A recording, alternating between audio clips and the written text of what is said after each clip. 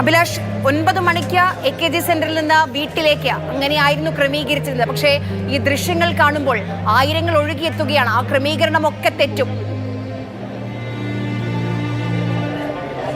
തീർച്ചയായിട്ടും ആര്യ, ഒരു വലിയ ജനക്കൂട്ടം ഇപ്പോഴും ഇവിടെ ബാക്കി നിൽക്കുന്നുണ്ട്. ഇപ്പോൾ മന്ത്രി പി രാജീവ് നമ്മോടൊപ്പം. രാജീവ്, TS അച്യുതാനന്ദൻ കൃത്യമായി പറഞ്ഞാൽ ഒരു കാലഘട്ടമാണ്, അത് അവസാനിക്കുകയാണ്. പൊതുപ്രവർത്തകരെ സംബന്ധിച്ചും കേരളത്തെ സംബന്ധിച്ചും VSന്റെ നഷ്ടം എത്ര വലുതാണ്? അത് എളുപ്പത്തിൽ നികത്താൻ കഴിയുമൊന്നുമല്ല. യഥാർത്ഥത്തിലൊരു അഭിലാഷ് പറഞ്ഞ പോലെ ഒരു ഘട്ടം അവസാനിക്കുമെന്നുള്ളതാണ്.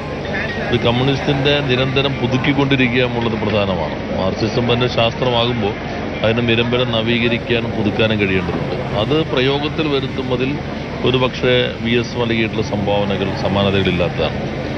CPIM രൂപീകരിച്ച ഘട്ടത്തിലുള്ള അവസാനത്തെ കണ്ണിയാണ് ഇപ്പോൾ നമ്മൾ ഇന്ന് ഇവിടെ വാങ്ങിയത്.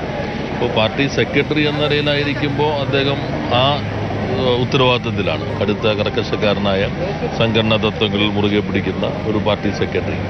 പ്രതിപക്ഷ മേധാവായി ഇരിക്കുന്ന സന്ദർഭത്തിൽ എന്താണോ പ്രതിപക്ഷ മേധാവ് അതിനപ്പുറത്തേക്ക് അതിനെ കൊണ്ടുപോയ ഒരു നേതാവായിരുന്നു. സാധാരണ നിയമസഭയ്ക്കകത്ത് നടത്തുന്ന പ്രതിപക്ഷത്തിൻ്റെ പ്രതിരോധങ്ങൾ അല്ലെങ്കിൽ അത്തരത്തിൽ ഇടപെടലുകൾ അതിനപ്പുറത്തേക്ക് ജനങ്ങളിലേക്കും പ്രശ്നങ്ങളിലേക്കും ഇറങ്ങിച്ചെല്ലുക, പാരിസ്ഥിതിക രാഷ്ട്രീയം ശക്തിപ്പെടുമെന്ന ഘട്ടത്തിൽ അതിൻ്റെ ഭാഗമായി മാറുക, ദളിത് രാഷ്ട്രീയം, സ്ത്രീപക്ഷ രാഷ്ട്രീയം, അങ്ങനെ ആധുനിക കാലഘട്ടത്തിലെ മാർക്സിസത്തിൻ്റെ പ്രയോഗങ്ങൾ പ്രതിപക്ഷ മേധാവായിരിക്കുന്ന ഘട്ടത്തിൽ ശക്തമായി തന്നെ അവതരിപ്പിക്കാൻ VSന് കഴിഞ്ഞു. പിന്നീട് മുഖ്യമന്ത്രിയായിരിക്കുന്ന ഘട്ടത്തിലും അദ്ദേഹം എടുത്തപ്പോൾ ആദ്യമായി ഇന്ത്യയിൽ ഒരു IT നയം ഫ്രീ സോഫ്റ്റ്വെയറുമായി ബന്ധപ്പെട്ട് അന്ന് ഞങ്ങളെല്ലാം ഫ്രീ സോഫ്റ്റ്വെയർ മൂവ്മെൻറ്റുമായി ബന്ധപ്പെട്ട് വിളിക്കുന്ന ഘട്ടമായിരുന്നു.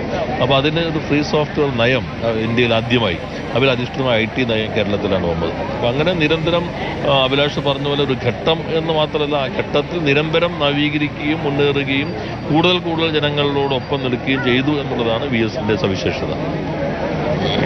ഇതിപ്പോൾ ഒരു ഭരണാധികാരി എന്നുള്ള നിലയിൽ VSനെ വിലയിരുത്തിയാൽ വളരെ അപ് ടു ഡേറ്റ് ആയിട്ടുള്ള ഒരു രാഷ്ട്രീയക്കാരനായിരുന്നു VS അച്യുതാനന്ദൻ. ശരിയാണ്, അദ്ദേഹം 1940കളിൽ രാഷ്ട്രീയ രംഗത്ത് വന്ന ഔപചാരിക വിദ്യാഭ്യാസം 7ാം ക്ലാസ് വരെ മാത്രമുള്ള ഒരു നേതാവായിട്ട് പോലും ഇവിടെ പറഞ്ഞതുപോലെ റിച്ചാർഡ് സ്റ്റാൾമാൻ മുതൽ അങ്ങോട്ട് ആ നിലയ്ക്ക് അത്രയും അപ് ടു ഡേറ്റ് ആയിരുന്നു VS അച്യുതാനന്ദൻ. അത് പരിസ്ഥിതി ഫെമിനിസ്റ്റ് നയങ്ങളിലടക്കം.